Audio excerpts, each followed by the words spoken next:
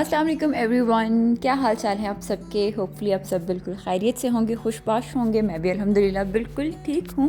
Welcome back again to my channel and I am back with another vlog. आज का vlog मैं काफ़ी दिनों के बाद अपलोड किया है मैंने, क्योंकि यहाँ पे यूएई में नेशनल हॉलीडेज़ चल रही थी और मैंने सोचा कि मैं भी यूट्यूब से 2-3 दिन के लिए छुट्टी कर ही लूँ। नेशनल हॉलीडे से रेलेवेंट मैंने व्लॉग्स तो बनाया बट मुझे अपलोड करने का टाइम नहीं मिला। तो आज का व्लॉग बेसिकली 1 दिसंबर का ही व्लॉग है और मैं सुबह सुबह लैपटॉप खोल के बैठ गई क्योंकि मुझे प्लानिंग कर रही थी कि इन 3-4 छुट्टियों में हमने बेसिकली क्या क्या करना है और अगर हमने कहीं जाना भी है तो कौन कौन सी एक्टिविटीज़ करनी है। तो मैंने सोचा कि मैं सबसे पहले अपना व्लॉगिंग का थोड़ा सा जो काम है उसको सेट कर लूँ, उसको कर लूँ, देन फिर मैं घर के कामों में मसरूफ़ हो जाऊँगी। और साथ साथ मैं अपनी जर्नलिंग भी कर रही हूँ कि मुझे कौन कौन से टास्क आज कंप्लीट करने हैं और कौन कौन से टास्क मेरे पेंडिंग रह गए हैं, यूट्यूब से रेलेवेंट भी और घर से रेलेवेंट भी। तो ये काम सारे साथ साथ चल रहे हैं। मैंने शायद आप लोगों के साथ पहले भी शेयर किया हुआ है कि मैं इस तरह अपनी लिस्ट बना लेती होती हूँ, अपने टास्क जितने भी मुझे कंप्लीट करने होते हैं, तो फिर मुझे बहुत आसानी रहती है और मैं टिक कर लेती हूँ जौन से टास्क मेरे कंप्लीट हो चुके होते हैं और जौन से अभी मेरे रहते हैं उनको भी फिर मैं नोट कर लेती हूँ कि आज मुझे ये वाले अपने टास्क जो हैं कंप्लीट करने हैं। और आज के मेरे क्लीनिंग टास्क में एक मेरा टास्क है किचन अप्लाइंसेस को क्लीन करना, क्योंकि कल मैं अपना ब्लेंडर यूज़ कर रही थी तो मुझे आइडिया हुआ कि मैं बहुत अरसा हो गया उनको मैं इग्नोर कर रही हूँ, उनकी मैंने क्लीनिंग नहीं की। तो आज उनकी क्लीनिंग भी बहुत ज़रूरी है क्योंकि मेरे पास फ्री टाइम है। और साथ साथ मैं आप लोगों के साथ बीफ निहारी की रेसिपी शेयर करूँगी। बीफ निहारी के लिए मैंने सबसे पहले लिया है 3 टेबलस्पून ऑयल और उसमें मैं 2 से 3 टेबलस्पून ही जिंजर और गार्लिक चॉप इसमें ऐड करूँगी। और मैं पहले बेसिकली होममेड निहारी मसाला बनाने लगी थी, लेकिन फिर जब मैंने अपने किचन कैबिनेट को, स्पाइस कैबिनेट को चेक किया तो मेरे पास शान का निहारी मसाला पड़ा हुआ था। सो मैंने सोचा कि ये इससे पहले कि ये ख़राब हो जाए, क्योंकि मसाले पड़े पड़े आपके ख़राब हो जाते हैं, तो अच्छा है कि पहले उनको यूज़ कर लिया जाए। और ये मैंने बीफ के स्पेशल फ़िले लिए हैं, विद बोन्स हैं ये निहारी के लिए। इनको मैंने सुबह से ही डिफ्रोस्ट होने के लिए रख दिया था, अच्छे से इनका जो ब्लड है वो रिमूव हो चुका है। अब मैं इस लहसुन अदरक में अच्छे से करूँगी इनको फ्राई, और जब इनका कलर हो जाएगा चेंज देन मैं इनमें निहारी मसाले को कर दूँगी ऐड। अच्छे से मैं इसको करूँगी फ्राई, क्योंकि मेरे पास नहीं है प्रेशर कुकर, सो मुझे इसको अच्छे से फ्राई करने के बाद इसी में इसको करना है, टेंडर करना है, सॉफ्ट इसको करना है। और मैं निहारी को इसलिए जल्दी बनाने लग गई हूँ क्योंकि मेरे पास प्रेशर कुकर नहीं है। तो ये तकरीबन इसको 2 से 3 घंटे, 2.5 घंटे लगेंगे गोश्त को सॉफ्ट होने में। ये देखें यहाँ पे अब जो मीट है इसका कलर चेंज होना स्टार्ट हो गया, बल्कि चेंज हो ही गया है। और अब इसमें मैं ऐड करूँगी शान निहारी मसाला। और बहुत इजी और बहुत क्विक रेसिपी है ये तो मुझे लगता है कि इतना इजी मेथड है कि अगर इसको बच्चे भी बनाना चाहें तो इन इंस्ट्रक्शंस को फॉलो करके बच्चे भी बना सकते हैं। एनीवेज़ मैंने इसमें हाफ़ पैकेट ऐड कर दिया निहारी मसाले का, और अब मैं इसको अच्छे से इसमें कर लूँगी फ्राई। जब मीट का कलर अच्छे से हो जाए चेंज और मसाला भी अच्छे से उसमें रच बस जाए, देन हम इसमें कर देंगे पानी ऐड। मैंने इसमें 2 लीटर पानी शामिल किया, और पानी शामिल करने के बाद 2-2.5 घंटे के लिए मैं इसको कवर करके रख दूँगी ताकि अच्छे से जो गोश्त है वो मेरा सॉफ्ट हो जाए। जब तक जो बीफ है वो सॉफ्ट होता रहेगा, क्योंकि उसको तो 2-3 घंटे लगेंगे। मैं यहाँ पे बना रही हूँ ये लिक्विड, क्योंकि मुझे अपने किचन अप्लाइंसेस को क्लीन करना है, बहुत ज़्यादा ग्रीसी हुई हुई है। मैंने क्या किया है, मैंने हाफ़ बॉटल में ऐड किया पानी, और तकरीबन इसमें 4 से 5 टेबलस्पून मैंने ऐड किया इसमें विनीगर, और डिश लिक्विड मैंने इसमें ऐड किया है। और मेरा जो है लिक्विड क्लीनिंग लिक्विड तैयार हो गया। इससे इतनी अच्छी क्लीनिंग होती है, आप भी अपने घर में ये बना के रख सकते हैं। अब सबसे पहले मैं करूँगी अपने माइक्रोवेव को क्लीन, क्योंकि हर चीज़ इतनी ज़्यादा ग्रीसी हुई हुई है, ऑयली हुई हुई है, और काफ़ी अरसे से मैंने इसकी क्लीनिंग की तरफ तवज्जो नहीं दी थी। बस मैं ऊपर से किचन को क्लीन कर रही थी। तो आज मैंने सोचा कि इनको ज़रा थॉरली सारी जो अपनी किचन अप्लाइंसेस हैं इनको क्लीन किया जाए। मैं वैसे यूजुअली 15-20 दिन के बाद अपनी जो अप्लाइंसेस हैं इनको क्लीन कर ही लेती हूँ, लेकिन इस दफ़ा तो बहुत लंबे टाइम से मैंने इनको क्लीन नहीं किया। लेकिन यूजेज में तो ये डेली बेसिस पे होती हैं, और किसी भी चीज़ की, किसी भी प्रोडक्ट है या कोई किचन से कोई मशीनरी है, तो उसकी अगर आपने लाइफ लाइन को इंक्रीज़ करना है तो सबसे इम्पॉर्टेंट चीज़ यही है कि आप उसकी केयर करें। और मेरे पास ये सारे जितने भी अप्लायंसेस हैं ये बहुत अरसे से हैं। अच्छा, मुझे आप में से कुछ 2-3 लोगों ने कमेंट्स किए हुए हैं इमली की चटनी के और ग्रीन चटनी के, तो वो भी इंशाल्लाह मैं जल्द आप लोगों के साथ इसी मंथ में शेयर करूँगी। मैं एक्चुअली अपनी ना जो मेरे पास पहले से चटनी पड़ी है उसके ख़त्म होने का इंतज़ार कर रही हूँ और उम्मीद है कि 1-2 वीक में मैं आप लोगों के साथ वो शेयर करूँगी। बस आपको थोड़ा सा इंतज़ार करना पड़ेगा, लेकिन इस मंथ मैं इंशाल्लाह आप लोगों के साथ शेयर ज़रूर करूँगी। एनीवेज़, यहाँ पर मेरी सारी अप्लायंसेस हो चुकी हैं क्लीन और अब मैं इनको वापस इनकी जगहों पर रख दूँगी और मैंने इनको अच्छे से क्लीन कर लिया है। और तकरीबन 2-2.5 घंटे के बाद ये जो बीफ है ये भी बहुत अच्छे से सॉफ़्ट हो चुका है। इतना अच्छा ये सॉफ़्ट हुआ था कि इसका एक एक रेशा ऐसे अलग अलग हो रहा था। और लास्ट में बिल्कुल मैंने हाफ़ कप लिया है आटा और उसमें मैंने 1 कप पानी शामिल करके इसको मैंने इसमें कर दिया है ऐड। और जितनी आपको कंसिस्टेंसी इसकी रखनी है उतनी आप रख लें, लेकिन बहुत सारे लोग इसमें कॉर्नफ्लोर भी ऐड करते हैं, बट मैंने एक दफ़ा कॉर्नफ्लोर भी इसमें ऐड किया था। मुझे कॉर्नफ्लोर वाली जो निहारी है वो इतनी अच्छी नहीं लगी थी, इतना अच्छा उसका फ्लेवर नहीं था जैसा इसका अच्छा फ्लेवर आता है ना, बिल्कुल प्रॉपर एक निहारी वाला जो फ्लेवर है वो आटे से ही आता है। बाकी बहुत सारे लोग कॉर्नफ्लोर भी ऐड करते हैं, बट मैं प्रेफर आटे को ही करती हूँ। बस आपने आटे को पानी में अच्छे से मिक्स कर लेना है ताकि उसमें कोई भी लम्प्स ना हो, गुठलियाँ ना बन जाएं इसके अंदर, निहारी के अंदर। इस चीज़ का बस आप लोगों ने ख्याल रखना है। एनीवेज़, यहाँ निहारी बिल्कुल मेरी हो चुकी है कंप्लीट और जो निहारी के लवाजमात होते हैं ना वो भी मैंने एक साइड पे सारे कट करके रख लिए हैं। और अब मैं करूँगी इसको डिश आउट। और निहारी इतनी मज़े की बनी है, इतनी मज़े की बनी है। मुझे निहारी बहुत पसंद है। मैं वैसे निहारी बनाती बहुत कम हूँ क्योंकि जब मैं बना लेती हूँ ना मैं इसको इतना खाती हूँ नान के साथ कि फिर मेरा वेट इंक्रीज़ हो जाता है। बहुत मज़ेदार बनी है। आंखें बंद करके जैसे कहते हैं ना बनाओ तो ये बनने वाली निहारी की रेसिपी थी जो मैंने शान मसाले के साथ बनाई है। लेकिन मैंने एक और चीज़ भी आपको मैं बताऊँ कि मैंने होममेड मसाले के साथ भी बनाई हुई है, वो भी बहुत टेस्टी बनती है। इंशाल्लाह जब नेक्स्ट टाइम मैं आपके साथ निहारी की रेसिपी शेयर करूँगी ना वो मैं होममेड मसाले के साथ शेयर करूँगी और वो भी बहुत डिलीशियस, बहुत मज़ेदार बनती है। एनीवेज़, यहाँ पे मैं हस्बैंड को सर्व करके दे रही हूँ क्योंकि वो कह रहे थे कि ये सारे जितने भी मसाला जाते हैं ये मुझे ऐड करके प्लेट बना के दो। और आप इस रेसिपी को ज़रूर ट्राई कीजिएगा, बहुत मज़ेदार, बहुत डिलीशियस बनी है।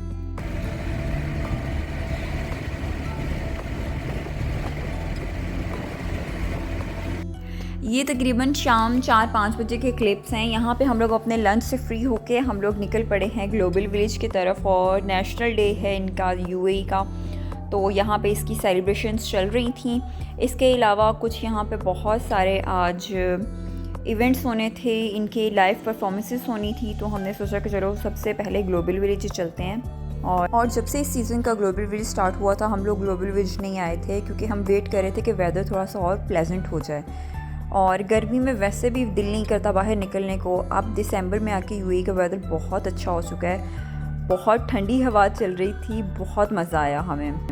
यूजुअली जो इनकी सारी लाइव परफॉर्मेंसेस थी वो 6 बजे के बाद स्टार्ट होनी थी, तो हमने सोचा उससे पहले हम जितने भी यहाँ पे पेविलियंस हैं हम उन पेविलियंस में चले जाते हैं। तो सबसे पहले हम लोग आ गए तुर्की पेविलियन में। और आपको एक इंटरेस्टिंग बात बताती हूँ, अगर आप दुबई के ग्लोबल विलेज में आ जाते हैं ना तो आप पूरी दुनिया तकरीबन आप घूम लेते हैं क्योंकि सभी जो कंट्रीज़ के पेविलियंस बने हुए हैं उनका वहाँ का कल्चर है, वहाँ की वहीं की सारी प्रोडक्ट्स हैं, वहीं के सारे खाने पीने के स्टॉल्स लगे हुए हैं और बहुत मज़ा आता है कि यहाँ पे आप जब आते हैं ना उनकी हर कंट्री की आपको सकाफ़त नज़र आती है।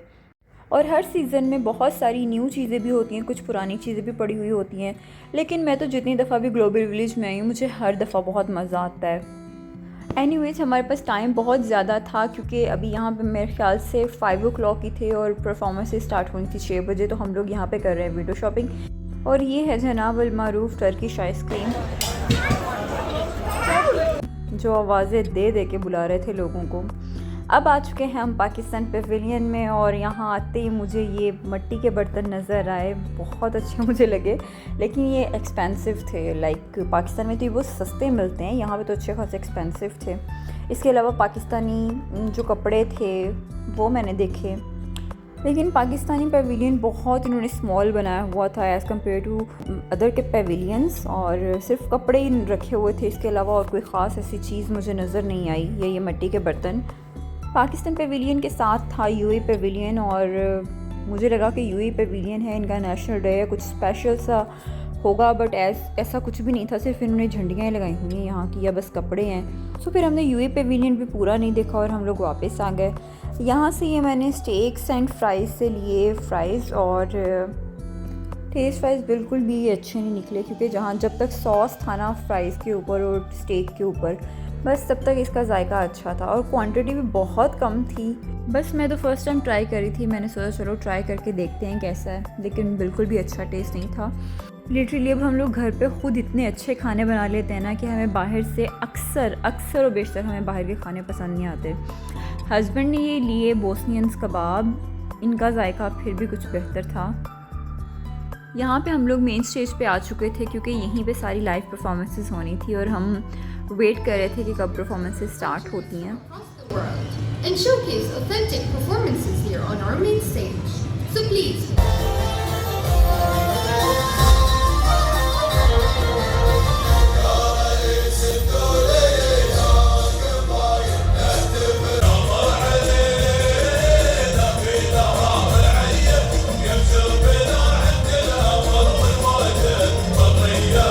लाइव परफॉर्मेंसेस देखने के बाद अब हम लोग जा रहे हैं कोरियन पेविलियन में, और कोरियन पेविलियन में इतना कोई क्रेज़ी रश था, इतना कोई रश था, लोग जैसे सारी दुनिया कोरियन पेविलियन में ही आई हुई थी। प्रोडक्ट सी मेकअप की और स्किन केयर की प्रोडक्ट्स पे भी बहुत क्रेज़ी रश था। कोरियन प्रोडक्ट्स वैसे अच्छी भी बहुत हैं, मैंने यूज़ की हुई हैं ना, तो इनके रिज़ल्ट्स बहुत अच्छे हैं। चलें जी, अब चलते हैं हम अमेरिका, और अमेरिका के साथ ही है यूरोप पेविलियन। और अमेरिकन पेविलियन में जाके ना मुझे वैसे बहुत डिसअपॉइंटमेंट हुई, कुछ भी ख़ास था ही नहीं, सिर्फ कपड़ों के जो ब्रांड्स के थे ना उनकी बस आउटलेट्स थी, और कुछ भी ख़ास नहीं था। इवन खाने पीने से रेलेवेंट भी कोई ख़ास मुझे अच्छी कोई शॉप्स नज़र नहीं आई, बस ये आउटलेट्स थी 2-3, और इतना छोटा इन्होंने अमेरिकन पेविलियन बनाया हुआ था, पता नहीं क्यों। सो अमेरिका पेविलियन से हम लोग आ चुके हैं यूरोप में, और यहाँ पे हमें ये कॉफ़ी शॉप नज़र आई जहाँ पे बहुत अच्छी मज़े की कुकीज़ और बिस्किट्स पड़े हुए थे।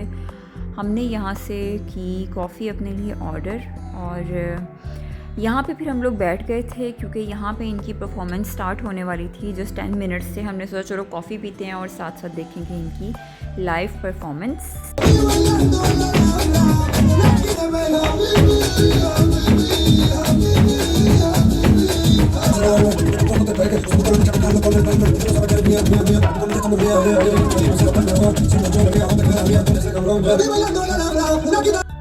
अमेरिका यूरोप घूमने के बाद हम लोग रिसर्च यूरोप चलते हैं इंडिया, क्योंकि बिल्कुल इसके ऑपोजिट साइड पे इंडिया था, और इंडिया पेविलियन भी बहुत बड़ा उन्होंने बनाया हुआ था। इतनी ज़्यादा वैरायटी थी कपड़ों की, शॉल्स की, ज्वेलरी की, शूज़ की, बहुत बड़ा पेविलियन था। यहाँ पे फिर भी हमने ये वाली परफॉर्मेंस देखी।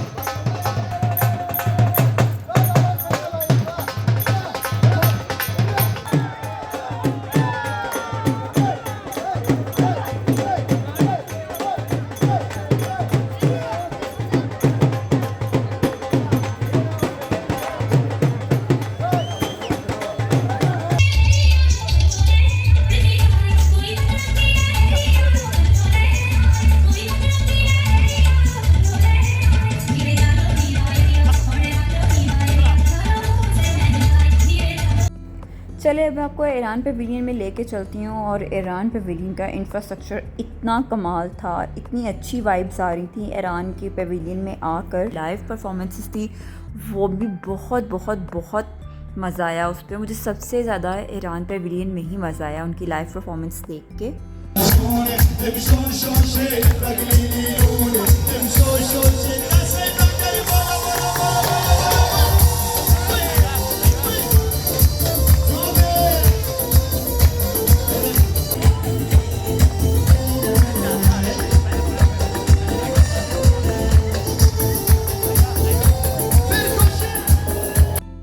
और इस पॉइंट पे अब मैं बहुत ज़्यादा थक चुकी हूँ, हम लोग थक के बैठ चुके हैं। अभी हमने आधे से ज़्यादा कंट्रीज़ देखने थे और कुछ पेविलियंस पे ये भी हम लोग गए थे और परफॉर्मेंसेस वगैरह देखी। मैंने तो बहुत शॉर्ट करके आपको परफॉर्मेंसेस दिखाई हैं, लेकिन तकरीबन 15 मिनट्स का एक शो था और बहुत इन्जॉय किया, बहुत मज़ा आया।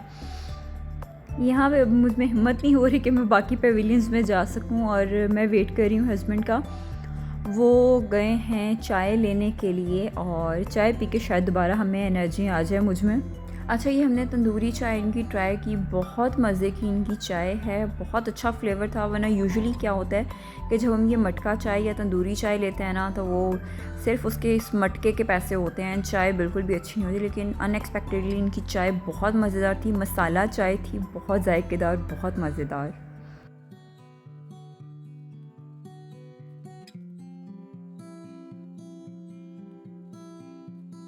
और चाय पीने के बाद हमने ये डिसाइड किया कि अब हम वापस चलते हैं, क्योंकि टाइम बहुत ज़्यादा हो गया था और हमें वापस जाते जाते भी 1.5 आवर लगेगा, क्योंकि ट्रैफिक है और ट्रैफिक को अवॉइड करना है, सो इसलिए जल्दी थोड़ा सा निकलना पड़ेगा। और जो यहाँ का व्यू है, जो ब्यूटी है, वो मेरा कैमरा जस्टिफाई नहीं कर पा रहा है इस ब्यूटी को।